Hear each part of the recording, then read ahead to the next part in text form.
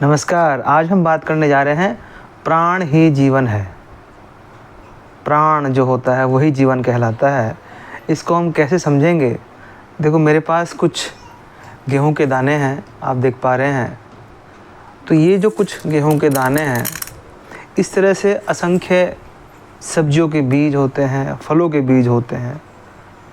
तो ऐसे ही ये जो गेहूं के दाने हैं, इनको हम किसी मिट्टी के बर्तन में डालें उगाने के लिए, या गमले में, या फिर ज़मीन में हम इसको डालेंगे तो क्या होगा? इसको उगाएंगे जब, तो हमें करना रहेगा, और जब करते हैं तो हम देखते हैं कि ये उग जाता है। और इसके अलावा एक दाना मात्र अपने जैसे 100 पौधे तैयार कर लेता है। मतलब इसमें कई सारे दाने उग जाते हैं, फिर वही दानों से हम दोबारा उपज ले सकते हैं। इस तरह से ये प्रकृति का नियम है, ऐसा होता है। इसी तरह से कोई भी बीज को हम इस तरह से देखते हैं कि हाँ, हमने इनको मिट्टी में बोया और ये उग जाते हैं। वहाँ पानी, धूप, ये सब लगता है इसमें प्रकृति के नियम अनुसार। अब इसी को ही एक हम किसी प्रयोग से गुजारें। प्रयोग कैसा? मान के चलो, हम इसी गेहूं को पहले हम तवे पे जैसे मूंगफली भूनते हैं ऐसे करके, और उसमें तेल वगैरह कुछ नहीं डालते। तो उसी कच्चे गेहूं को हम पहले तवे पे भूने अच्छे से, और भूनने के बाद फिर मिट्टी में बोएं, तो देखें क्या होगा। तो आपको समझ आएगा कि ये उगेगा नहीं। इसी तरह से दूसरा एग्जाम्पल ले लें, उदाहरण, कि यही कच्चा गेहूं जो है, इसको हम तेल में जैसे पूरी तलते हैं, पूरियां बनाते हैं, तो उसको हम डाल दें। कच्चे गेहूं को हमने डाला और तेल में अच्छे से उबाला और पूरी की तरह, और फिर हम इसको मिट्टी में बोएं, तो क्या उग पाएगा? तीसरा उदाहरण, जैसे हम उबालते हैं, छोले उबालते हैं, राजमा उबालते हैं पानी में, तो ये कच्चे गेहूं को हम पानी में, कुकर में उबालें या पानी भगोने में उबालें, और फिर उसके बाद हम इसको मिट्टी में बोएं, तो देखें कि क्या उगेगा। तो आपको समझ में ये आएगा, ये प्रयोग करने के बाद, तीनों प्रयोग कीजिए तो समझ में आएगा कि ये उगेगा नहीं। उसका कारण क्या है? क्यों नहीं होगा? उसका कारण है कि निष्क्रिय हो गया है। इसके अंदर जो प्राण है वो ख़त्म हो चुके हैं, पोषक तत्व जो है वो ख़त्म हो चुके हैं। जो इसमें लाइव, जो लिविंग कहलाएगा, जो लाइव एंजाइम्स है वो ख़त्म हो चुके हैं। अमृत हो चुका है, अब मृत हो चुका है, मृत्यु को धारण कर चुका है। मतलब इसमें अब जान नहीं है, प्राण नहीं है इसमें, प्राण वायु नहीं है इसमें, पोषक तत्व नहीं है इसमें। इसको हम, जब तक ये कच्चा था तब तक ये इसमें प्राण थे, और इसको हम मिट्टी में बो करके इसको हम उगा सकते थे। लेकिन हमने इसको तवे में भुना, तेल में तला या पानी में उबाला, तो हमने क्या देखा, क्या पाया कि ये नहीं होगा। यानी कि आग के संपर्क में आते ही इसके अंदर से प्राण निष्क्रिय हो जाते हैं। ये हमें समझ में आता है। इसी तरह से हम किसी भी तरह का बीज ले सकते हैं, चाहे वो सब्जियों के बीज हैं, चाहे वो कोई फल के बीज हैं, तो हम ऐसे करके प्रयोग कर सकते हैं। एक तो ये हमने बात समझी।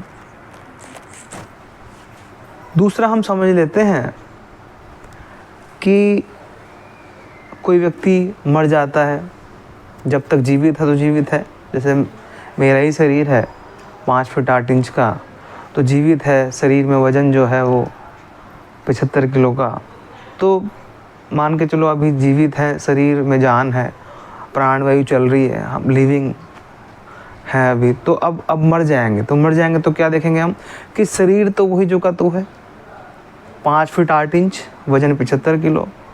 तो देखेंगे जब हम मर गए तो प्राण वायु जो सांस आ रही थी वो आनी बंद हो गई। तो क्या ख़त्म हो गया? यानी कि प्राण ख़त्म हो गए।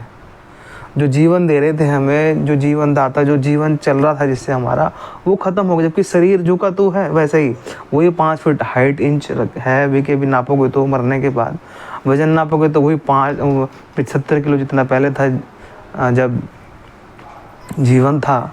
तो क्या ख़त्म हो गया? उसमें से प्राण ख़त्म हो गए। ठीक है। तीसरा उदाहरण से समझेंगे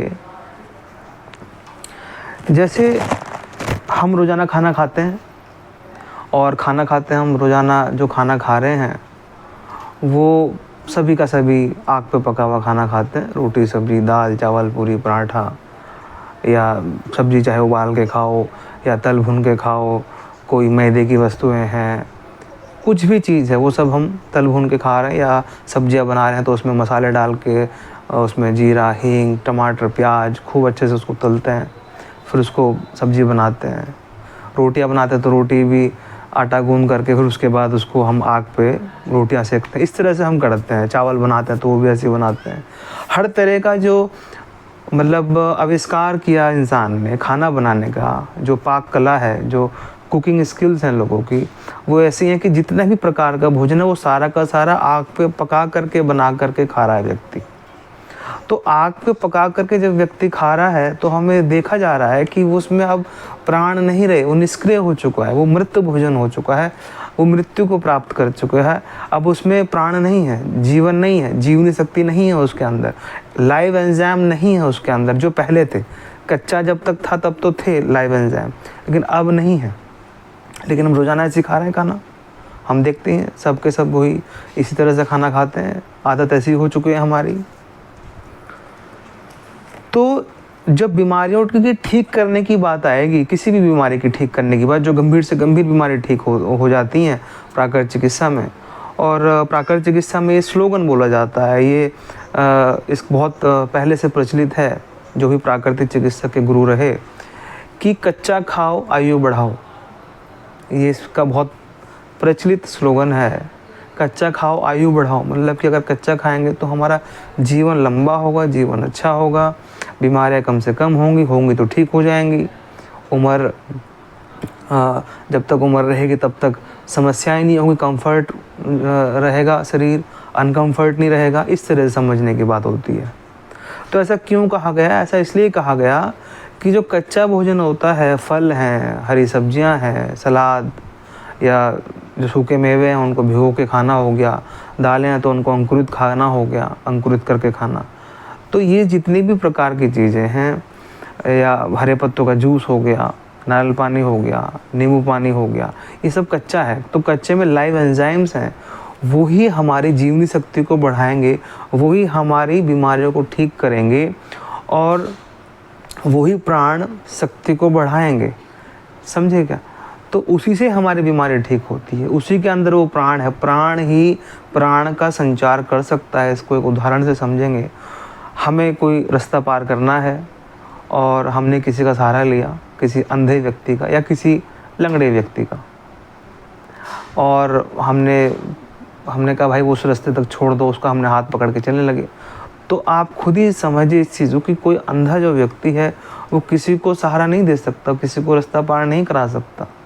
ऐसे ही जो मृत भोजन है वो जीवनी शक्ति नहीं बढ़ा सकता हमारी, प्राण ही प्राण का संचार करेगा। प्राण वायु अगर हमें बढ़ानी है तो किस चीज़ से बढ़ेगी? वो प्राण वायु जो जीवन जिसमें है भोजन में, उसके खाने से ही बढ़ेगी। हम मृत भोजन खाएंगे, आग पे पका भोजन खाएंगे, जो इस चिकित्सा में बिल्कुल निषेध कहा जाता है। इस चिकित्सा के अंदर चिकित्सा करने के लिए जब बैठेंगे, बीमारियों को ठीक करने के लिए बैठेंगे, तो आग पे पका भोजन बंद कर देता है, या फिर कहें कि आग पे जो तला भुना भोजन है वो बिल्कुल बंद कर देता है। सामान्य भोजन जैसे कि उबला भोजन हो गया, सूप हो गया हरी सब्जी का, सिंपल सादा सूप, बाकी फलों के रस हैं, फल हैं, सलाद हैं, हरी सब्जियों के रस हैं, इस तरह से चीज़ें खिलाई पिलाई जाती हैं। फलाहार जो कराया जाता है 2 दिन का, 4 दिन का, 10 दिन का उपवास कराया जाता है, ये सब क्यों कराए जाते हैं सारी चीज़ें? कि प्राण का संचार बढ़े, प्राण वायु बढ़े। तो ये हमें समझने की बात कि प्राण ही जीवन है, ये एक सिद्धांत है प्राकृतिक चिकित्सा का। आज हमने इसको समझा और आप हमसे व्यक्तिगत परामर्श भी ले सकते हैं। चलिए आज के लिए इतना ही, नमस्कार।